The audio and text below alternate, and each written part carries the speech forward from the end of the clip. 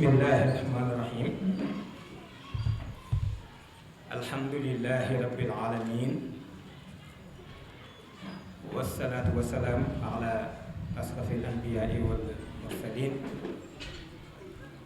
Sayyidina wa maulana Muhammadin al-Makin.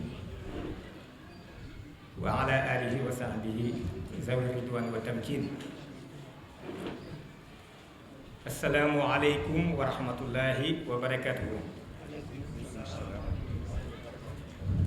Kilifa yu tedd yi, bokk yu tedd yi,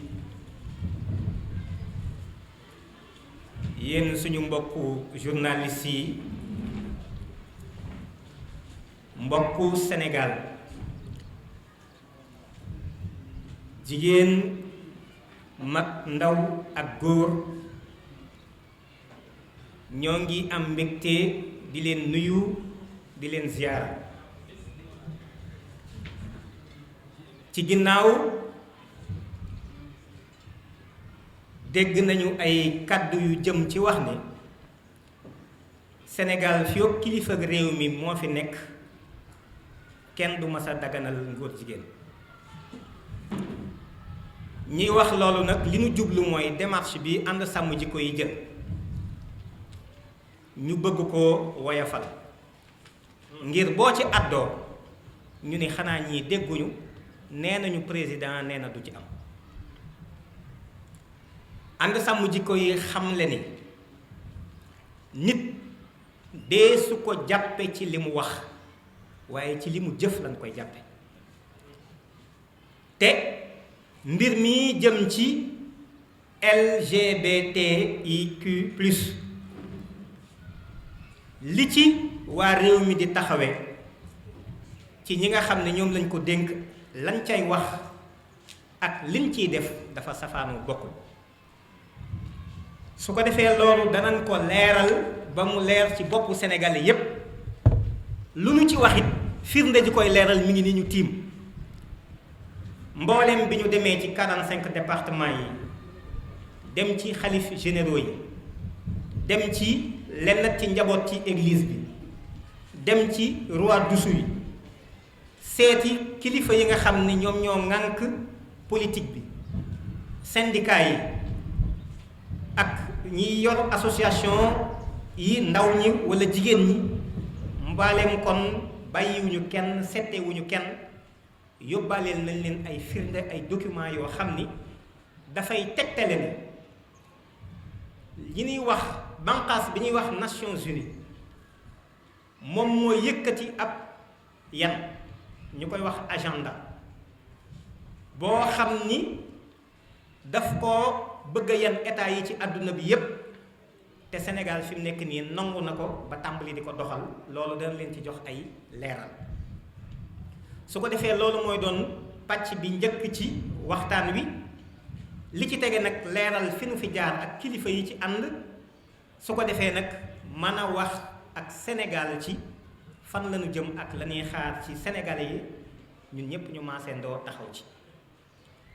kon li ma doon wax léegi nii mbir mi ab liggéey la walla agenda la bu Nations Unies jël xam ngeen ne bu ngeen jàngee li ñuy wax déclaration universelle des droits de l'homme xët ñaar wa article 2 bi dafa wax ni mbooleem ku ñu lim ci ñi ñuy bëgg a wax am nga àq ak yelleef te kenn sañu la koo xañ. booba nag ba ñu limee lim na nit ki ci juddoom lim ko ci réew mu dëkk lim ko ci xalaat yu mu mën a am ci siyaasa walla leneen lim ko ci jigéen la walla góor la lim ko ci am na alal walla ñàkk na ko ab deram nu mu mel ku mu neex demal ci article 2 bu déclaration universelle des droits de l'homme 1948 waaye kenn waxu ci woon góor jigéen. ñeent fukki at ak ñaar ginnaaw bi nag 48 ci la benn banqaas ci Nations Unies muy organisation mondiale de la santé ci la daal di génne li ñuy wax la classification internationale des maladies ci la ko retiré nag góor jigéen génne ko ci le 17 mai 1990 biñ ko ci génnee nag kon ñoom dañoo war a ñëw nag bokk ci société bi ak yelleef bu képp am góor jigéen yi tamit man ko am bi ñu doxee ñetti at ci la ñu daal di daje fële ca Autriche Vienne daal di def la déclaration et le programme de Vienne boo xam ni ci ñaar fukki at lañ ko tëral ngir mën a jox mbooleem koo xam ni góor jigéen nga te jëluñu la woon en compte ci déclaration universelle des droits de l'homme ñu mën la koo jox ci ñaar fukki atub liggéey. document bi mi ngi nii ku ko soxla buñ noppee mën nañ ko partager ak yéen. bi Nations Unies defee lii nag liggéey ko ci diggante bi en 2005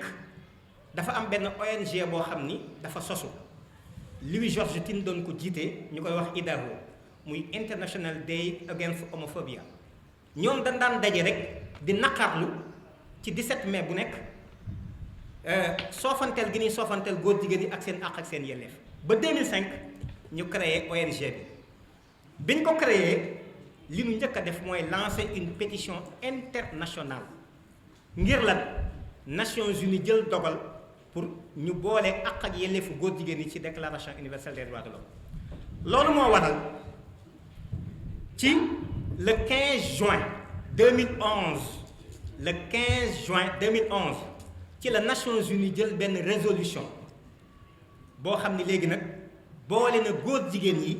ñu am àq ak yelleef kenn sañatu la boddi nit ci gis-gis bu mu am ci sëy ak sëyiin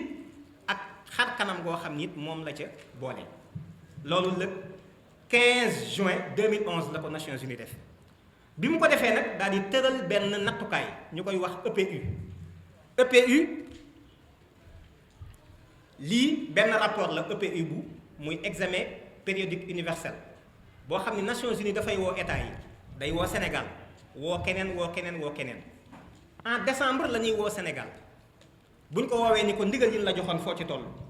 liñ la waxoon nga soppi ko ci sa constitution liñ la waxoon nga soppi ko ci say loi ak i règlement foo ci toll Sénégal ni nangam def naa ko ci nangam maa ngi tàmbali di ko def nangam damaa amagul bunt ndax nangam ak nangam ak nangam su ko defee ñu seetluwaat ñoom yan yoon ak xal lañ mën a digle ak tëral ko ba loolu ñu def ko lii rapport EPU bu 2013 la yor nañu rapport yépp aussi EPU bi nag bu Sénégal bi lu am solo daf ci amoon mooy bi Sénégal di dem amoon na téeméeri ndigal ak juróom-ñett fukk ak juróom-ñett 188 recommandations Sénégal daanaka nangu na la ca ëpp bay mu des fukki ndigal ak ñeent yoo xam ne wax na ni du ko mën a def ñu ne ko li tax mënoo koo def mu ni sama askan bëgguñu ngóor jigéen te ndigal yooyu mi ngi jëmoon ci ngóor jigéen 2013 mi ngi ci rapport bi loolu amee nag Nations Unies mais Sénégal mooy kan réew moo xam ni day yalwaan yoreel nit ñi ay bor ba noppi ñu wax mu naan damaa am diine ju ma gëm damaa am aada damaa am loo xam ni sama réew du ko nangu kon nañu xeex ak moom ci fànn boobu daal di tàmbalee def nag li ñuy wax pression te pression yooyu li leen ko tegtal mooy dikk bi fi président bu États-Unis dikk 2014 ba ñu tëjoo la ñu waxante man fekkewuma ko waaye ba ñu génnee la ñu waxante mooy nañu léegi dépénaliser homosexualité président ni ko pareeguñu loolu bi ñu ko déggee rek la ñuy xam ñépp xam ni Sénégal tàmbali nañ koo xoj moo tax ñun ci suñu démarche lii ñuy def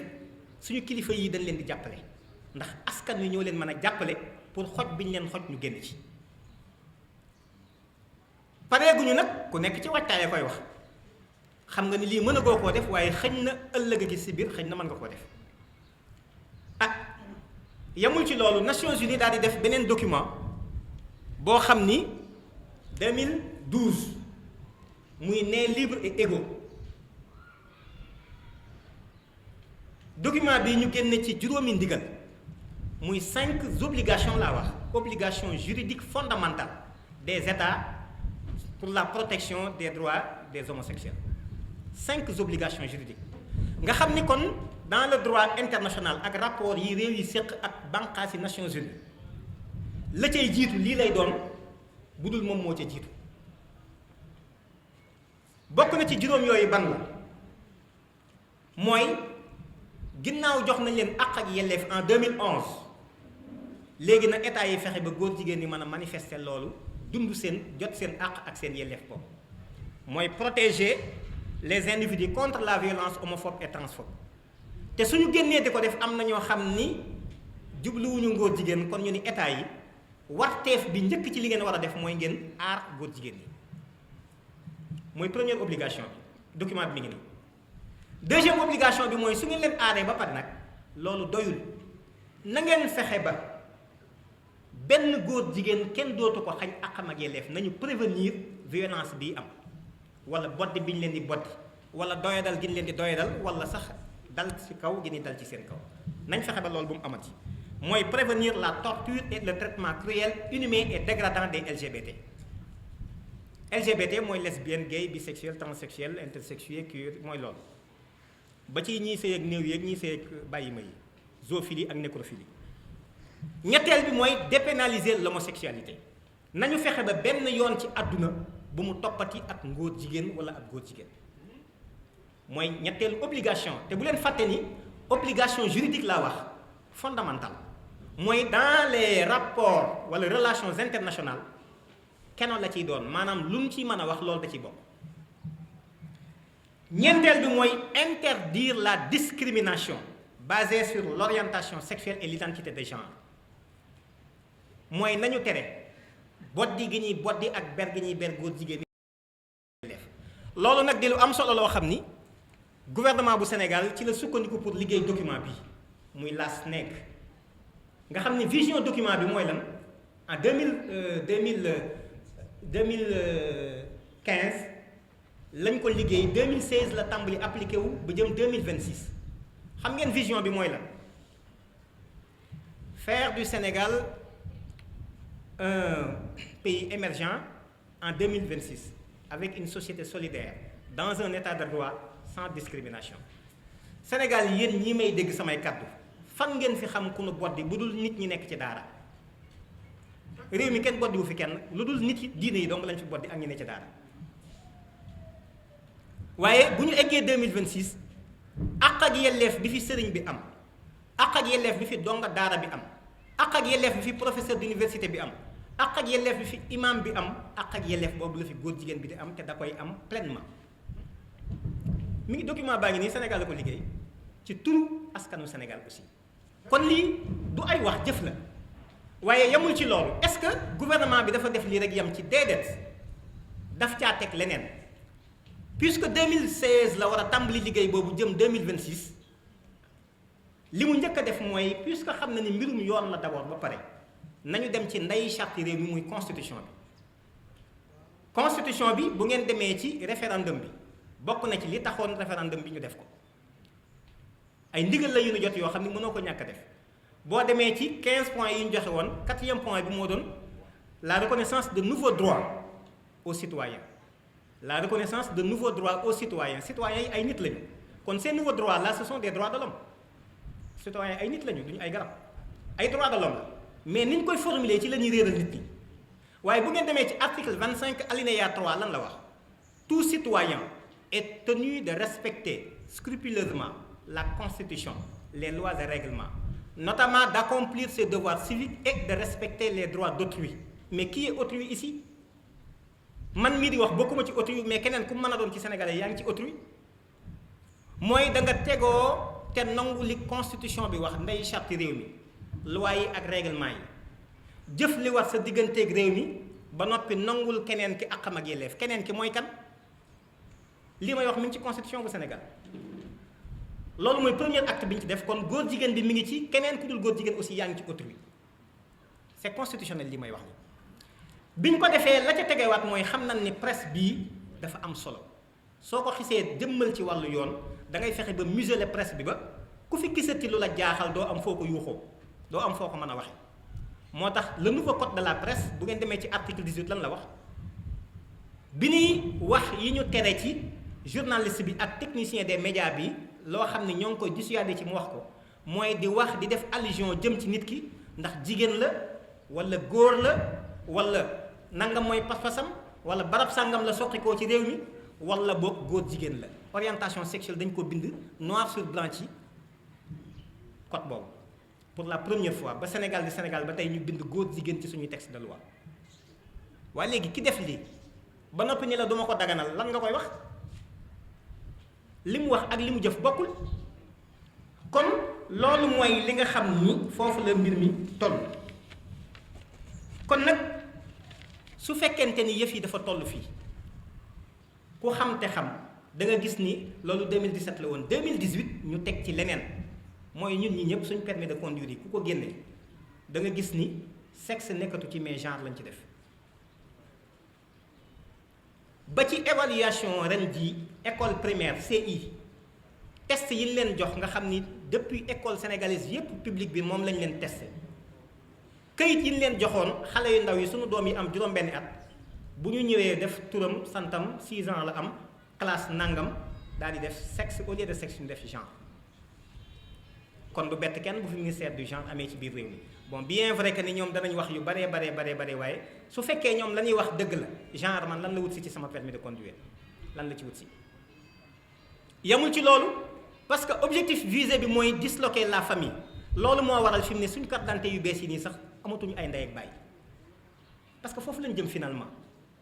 li ñuy wax naan mbir mi dëgg nit ñi xamuñu ko waaye fa nu jëm yeggaguñ fa te bu ñu fa yeggee dañ xam ni amul ndox mooy suñu carte d'identité yu bees yi CEDEAO yi ndey ak baay amatu ci parce que effectivement il faudrait que nit ñi la famille ñu disloqué ko ndey ak baay dootul am loolu nag moo waral yii ma lim ak yu ma limul ngir bañ a guddal lenn lu ci nekk réew mi ngi ciy dox ay jéego waaye li ci gën a metti mooy askan wi xamuñu ko te it informé wuñu leen yëguñu ma fàttali it ni lii nañu xam ni ci turu askanu Sénégal lañ ko def waaye ñoom lañ ko defal itam ci suñu tur lañ ko def waaye ñun lañ ko defal kon kuy sénégalais na nga xam ni ci sa tur lañ ko def waaye dafa mel ni yaa ko laaj ñu defal la ko itam te it sa alal la ñuy jëlaat ngir jëmmal ko ngir suuxat ko ngir sàmm ko ba mu law ba mën a màgg kuy sénégalais rek na xam loolu kon leer na ni mbirum borom ñaari tur yi ci réew mi Sénégal dafa am ñaari phase yoo xam ni ci la ko bëgg a liggéey benn bi mooy la phase d'institutionnalisation mooy bi ma lim léegi nii jël na ci ay loi teg na ay institution mais teg na ay mécanisme mi ngi doxal ci suuf te du leeral askan bi beneen phase bi ci des nag mooy la phase de sociabilisation wala boog d'acceptation de la société ngir askan wi mën koo nangu ñoom dañoo ciblé ñeenti tomb li ci gën a bari benn bi mooy fexe ba jaarale ko ci ay porteurs de voix ay nit ñoo xam ne am na ñu leen di déglu am na ñu leen di roy ñu fexe ba mbir mi jaarale ko ci ñoom mu woyof beneen bi mooy fexe ba utiliser lépp luy ay médias tey jii gis ngeen théâtre yi tàmbalee am Sénégal gi waxuma sax film yi ñu jëlee bitim réew nga xam ni film bu ñu la ci tegal léegi ay góor jigéen nekk ci waaye fi ne ci théâtre yi ñuy def ci biir réew mi rek léeg-léeg nga gis ay góor jigéen nekk ci moo xam jigéen góor la moo xam góor jigéen yooyu yëpp ngir di ko wayefal ci xelum surtout xale yi te waxoon naa fii bi ñu fi mujjee daje ni loolu ku ko xeeb da ngaa xamul li ngay xeeb dafa am kilifa goo xam ni foo taxaw ci réew mi xam nañ ko damay waxtaan ak moom ci salon mu ni ma en 1991 wala 90 nee na damaa am information ni dafa am ñaari film yu ñu bëgg indi Sénégal muy Dallas ak Dynasty nee na ma woo président Abdou Diouf ni ko lii de bu ñu seetaanee ba mu daw ci réew mi yëpp dana yàqu nee na mu invité ma dem ñu waxtaan ci ma jóge fa dem Jaksaaw fekk fa Alaaji Abdou Aziz Dabakh ni ko sëriñ bi am na ñaari film yoo xam ne ñoo ngi koy waaj a indi Sénégal di ko fi dawal waaye su ngeen seetaanee mu daw fi mbooleem lu fi maam Alaaji Malick sampoon ci lu baax dana ci yàq lu bari nee na ba ma fa jógee dem Touba fekk fa sëñ Saliou Mbacké ni ko sëriñ bi ñaari film a ngi ñii ñuy bëgg a dawal ci réew mii ñu koy wax Dallas ak Dynasty suñu seetaanee ba mu daw fi mboolem lu fi sëñ Touba jëmbatoon ci lu baax lu bari danañ koo ci gàkkal. nee na lu ma mën def naa ko ci. nee na jot naa ci ay menaces am na ñu ma ci tëkku ñàkk naa ci sama xaalis dox naa ci guddi dox naa ci bëccëg. nee na terewul film yi dox daw na ci réew mi muy Dallas ak Dinas. nee na ñu toog juróom-benni at après 97. nee na ma toogaat yaakaar naa Dallas la lañ teg dawaa laatoon 97. nee na ma toog sama salon ñu teg Dallas ma seetaan ba mu jeex benn épisode ñëw nee na ma seetaan beneen ñëw nee na ma seetaan te dara naqariwu ma ci. nee na ci laa xamee ni diggante 91 ak 97 am na lu ma fi ñàkk maa xamul lan la. kon suñ mënee def loolu ci mag ndaw ñi moom waxaale wu ma leen nga xam ne yëf yi miinal nañ ñu ko banaliser ko ba finalement kenn ku ci ne sa subconscient accepté na ko fi mu nekk nii. kon médias yi dañ ciy jaar te loolu ñun ñëpp am nañ ci responsabilité mbokk yu tedd yi ñëpp ci am responsabilité. nit ku yaakaar ni àdduna da nga fi sañ a wax mbaa nga def loo xam ne doo ko leeral sa bàmmeel xamoo sax li xew. wa kulluhum aatihi yawmal qiyaamati farda. nit nañu bàyyi xel loolu c'est-à-dire course bi ak wut effréné alal ak nañ ma suivre bu mu war a tax nga man lu la neex nga wane ko ak nga def ko. beneen bi mooy ci xeex ndóol danañ ci jaar ci encadrement surtout yi ñuy encadré ndaw ñi ak jigéen ñi ndax ku bëgg a yàgg askan ci ndaw ak jigéen ngay jaar. xaalis bi teew léeg-léeg nga dem séminaire booy wàcc ñu jox la benn 200000 li ñu lay wax da nga ko déglu ci leen di jaar nag dañ leen di jàppale dañ leen di orienté dañ leen bëgg a génne ci ndóol su ko defee yi tamit ñu ko ci buuxal ndànk-ndànk non pas yow jigéen ji wala ndaw ñi nga accepté ko déedéet nga doon ko waaye mooy au moins tolérance da nga ko ci am te loolu dana influer ci mbooleem njaboot goo amati ëllëg. ñeenteel bi nag mooy përki démb li fi xew ci tabaxaat beneen société boo xam ni génération boo xam ni pro-gay la ñuy doon te loolu école rek nga ko mën a jaare lii moom mooy deuxième phase bi ci la ñu fi mu ne Sénégal nekk di liggéey. kon nag ñun suñu xamee lii ci ànd sàmm jikko yi mënatuñoo toog ndax xam nañu responsabilité bi aju ci lii ñépp ci am responsabilité ginnaaw ñépp ci am responsabilité nag ñun def nañ 45 régions yi départements yi plutôt dem nañ aussi ci kilifa diine yi yépp waxtaan ci ak ñoom ba démb rek maa ngi jokkoo waat ak bois sacré bi maa ngi jokkoo aussi ak le secrétaire général de la conférence épiscopale di jokkoo aussi ak secrétaire particulier bu monseigneur Benjamin Ndiaye maanaam amul ku ñu setti amul ku ñu seetiwul amul ku ñu waxtaanul ak ci yow ci lii ndax lu ñëpp seq la. ñu ngi may wax waxtu wi waaye gis ngeen kayit yi ma yor yëpp signature xalif généraux yi ñoo ci nekk ay leaderu syndicat association islamique yi ak mbooleem kilifa yi nga xam ne si ay mbooloo ñoom ci seen ginnaaw. dinaa ci wane xëñ na ndax yépp laa bëggoon a wane waaye dana am ñaar ba ñett yu ma ci wane rek ngeen mën koo gis xam ni lii ñuy def kilifa diine yi ci biir réew mii lanu ci àndal te gis nga réew mi dafa am ay réalité bërki démb rek jóge nañ ci mbir moo xam ne xam ngeen ni Sénégal wute na ak réew yu bari li fi xew bërki démb bari na réew yoo xam ne bu fa xewoon ba tey réew ma tàkk na kenn waxatu ko te pourtant fu mu mën a àgg réew mi tey jii nit ñi boroomi kilifa lañu bu seen kilifa waxee ñu dégg moo tax bi kilifa yi àddoo rek ñépp nee nañ bàyyi nañ liñ jàppoon kilifa yooyu nag fi mu ne ñoo ànd ak ñun ci lii dana ci doy rek ma wane ni lii sëñ Babacar Sy Mansour moo ko signé khalife général des Tidianes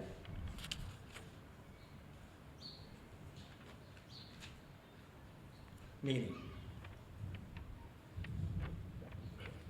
noonu mu ko signé gis nga yii yépp ay signature yu xalif généraux ñoo ci nekk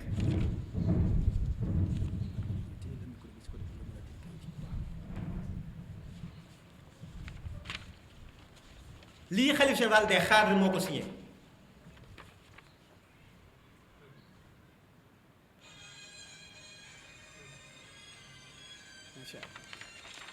noonu lañ koy toppe ba yépp jeex lii xalifa Medina Gounass moo ko signé suñu noppee nii ci sëñ Muntaxa la ñuy mujjee bu ñu demee jël signature am waaye xalifa yépp seeni signature mi ngi nii moom la ñu jotagul bosam dañuy dem jëli ko incha allah noonu lay association islamique yi ci Sénégal ñëpp signé aussi ñoom ñëpp seeni signature mi ngi nii ma yore mi ngi nii association islamique yëpp jamaatu Ibaadu Rahmaan Al Falah Daarul Istiqama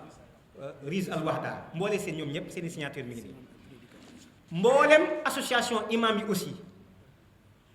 muy Ligue des imams et des prédicateurs du Sénégal LIPS imam Dame Ndiaye moo ko jiite signature am mi ngi fii. ANOS aussi muy association imam yi imam Moustapha Gueye jiite aussi seen signature mi ngi nii ma yore ak mbooleem yeneen kuréel ak bànqaas yi fi nekk. kuréelu médecin yi kuréelu enseignant yi kuréel yi mboole seen yu ndaw yi ñépp fi mu ne seen i signature mi ngi nii ñu yore. bu fi doon xaj dama ko jël benn par benn kenn ku ci nekk ma wan leen ko pour wan leen ni Sénégal lañ ci àndal sëriñ daara yi aussi ñëpp muy fédération nationale des sëriñ daara maître coranique muy aar daara muy rabita bi ñëpp signé nañu aussi ba noppi. kon nag foofu la ñu toll ginnaaw ñëpp signé nañu nag te dox nañu wax ak nit ñi ba pare léegi nag li ci des mooy ñu xam le ni dañuy tënk dossier yi saisir gouvernement bi. saisir aussi député yi am na député yu bari yoo xam ne seeni signature aussi mi ngi ma yore pare nañu pour ànd ak ñun porter proposition de loi bi yóbbu ko à l'Assemblée nationale. waaye it de la même manière danañ saisir le gouvernement du Sénégal ndax ñoom la ñuy jàppale ñun lañ fi nekkal aussi. askan wi bëgguñu ko dégg nañ ko ci ay yoon yu bari président wax ko ni réew mi moom askan wi duñ ko accepter gouvernement bi amuñu ci problème waaye askan wi moom beneen mbir la lool kon askan woowu moo bëgg a ñëw dimbali ko. ci guuta gii ñu ko bëgg a dugal te mu mën a indi fitna ci réew mi ñu fexe ba loolu ñu éviter ko parce que lii duñ ko mës a nangu ci réew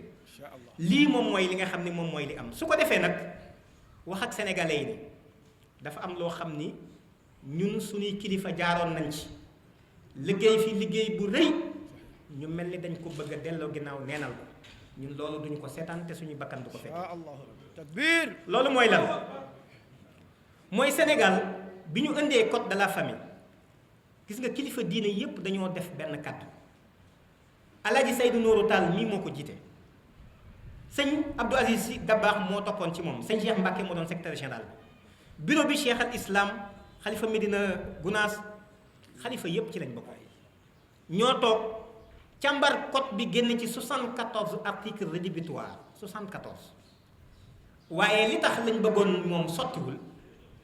mooy dañoo wax ak président ni ko lii duñ ci ànd tey duñ ci ànd suba muy président Senghor ni leen li ngeen bëgg lay def ñoom nag jàpp nañ ni nit du wax lu dul dëgg moo tax bi mu leen waxee loolu kenn ku ci ne dellu ca la nga nekkoon ñoom ñu def leneen sëñ Abdou Lahad def déclaration ni code de la famille du dox Touba loolu dafay baax sénégalais yi xam ko sëñ Madione Laye def déclaration ni code bi du dox Yoff ak Cambérène Alaaji Abdou Aziz Sy bayit yam ca defoon ba léegi nit ñi waxtu ci nekk nit ñi di ko jàng di ko fàttaliku Cheikh al Islam def ci xasida sëñ Cheikh Mbacké def ci xasida ñoom ñëpp ñu wane ni nanguwuñ ko tey nanguwuñ ko ëllëg 95 ñu yëkkatiwaat liggéey boobu ni jaaduwul suñu kilifa yi dox jéego yu toll nii ba noppi ñu neenal ko muy Sirkof ñoom maître Babacar Niang sëñ Abdou Aziz Sy Al Amin di ko coordonné ñu ci dox ba 2010 15 ans de travaux 2010 ñu bind benn texte benn code boo xam ni un code musulman la moom la ñuy wax le code de statut personnel ñu jébbal ko un député imam Mbaye Niang mii moo ko porté woon déposé ko à l'Assemblée nationale waaye ñu sànni ko ci àll ba te la ko jiitu 10 xalif généraux signé nañu pour ne loolu ñoom ànd nañ ci le code musulman la kon moo tax ñun tey suñu démarche xam na ne suñu yemee ci signature yi rek fayee jaaroon fi la jiri jaar moo tax le 23 mai incha allah 2021 ñoo ngi woo képp koo xam ni bëgg nga Sénégal gii képp koo xam ne si gëm nga yàlla gëm nga bis penc dana am ñoo ngi lay woo ñu def rassemblement bu mësul am ci Sénégal ndax ñi fi nekk tant que jógoo taxaw jàpp nañ ni ñii lu ñu wax ay waxi gone la ngir ñu dellu ginnaaw ci processus bii ñu lancé ba noppi defal ñu loi bi ndax constitution bi moo ñu ko may ñu defee ko fan place de la nation ñëpp xam ko ci Colobane place de l'Obélisque ndax fa lañ defe woon suñu manifestation bi am réussite lool macha allah te imam Dame Ndiaye mi jiite woon ko muy RSI bi fa la ñuy woo képp ku nekk ci Dakar ndax 45 départements yi desit fu ci nekk dañ ko fay defandoo ci même waxtu bi ngir Sénégal gépp génn message boobu suñ kilifa yi dinañ ko mën a ñoom jël daal ne Nations Unies gis ngeen askan wi bëgguñu lii yéen lobby yi gis nga askan wi pare wuñu pour nangu ko su ko defee loolu dana doon ndimbal ci ñoom waaye dana doon aw lay ci ñun aussi ci ñun li ñu jot ci ak mbaax ñu fexe ba au moins lu néew ñu jox loolu suñu njaboot waaye dana doon aw lay aussi ci ñu sécuriser réew mi ëllëg ndax constitution bi moo wax ni askan wi ñoo moom réew mi waaye dana doon suñu lay ëllëg ci kanamu borom bi bu ñu dajee ak moom jëf ji ñu ci jëfoon dana taxaw seere ñu ni ñun kat bañoon nañu ak lu mën a xew kon lii mooy le sens la portée bu démarche bi ànd sàmm jikko yi am xalaatu associé ci ñépp ñu àndandoo ko ndax du lu ànd sàmm jikko yi rek di revendiquer waaye askanu Sénégal moom mooy revendiquer lii mooy góor jigéen du am ci Sénégal tey du fi am ëllëg ngóor jigéen du fi dagan tey du fi dagan ëllëg te it li ñu bëgg mooy une loi bu koy criminaliser mu jeex tàkk président nee na favorable kilifa diine yi ñoom nee nañ bëgguñu ko fi askan wi nee na bëgguñu ko kan kañ nañ def loi bi mu jeex loolu rek la moom jërul wax gars yi kenn bëgguñu ko président bëgg ko man d'accord naa gouvernement bi bëgguñu man d'accord naa député yi nee nañ bëgguñu d'accord naa donte mbiri si la bi mu ko yëkkatee am na ko woo jàpp ci noppam ni ko tegal ci suuf askan wi bëgguñu nee na d'accord nañ kilifa yi diine yi nee nañ bëgguñu ko fi nañ def loi bi mu jeex askan wi bëgguñ yëf yi loolu rek la kon lii rek moom moo doon wax ji wasalaamaaleykum wa rahmatullahi wa barakatu waaw am na français waaw macha allah am na solo lool sëñ Babacar Mbow defe naa kàddu yi leer na bu ñëwoon rek ne nu dañoo bëgg ñu criminaliser góor jigéen kilifa yi signé nañu ngeen baal ñu tuuti rek français bi mu ne ñëwoon kilifa yi signé nañu xalif généraux yi signé nañu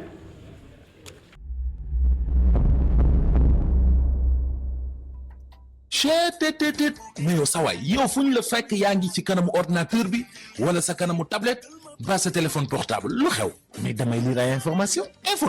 waaw xoolal boo bëgg am ay information yu leer nañ et en temps réel duggal ci www.senegal7.com ay information yu wóor man de maa ngi application Sénégal 7 lépp lu xew dama koy jot ci sama téléphone ci tàng bi te nag application Sénégal 7 am ko yomb na da ngay dugg ci Play Store wala Apple Store nga télécharge ko rek xam li xew ci réew mi ak la xew ci bitim réew te nag dara du la ci umpu. Vous voulez des informations en temps réel? Cliquez sur www.senegal7.com. Sénégal 7, le roi de l'information en temps réel.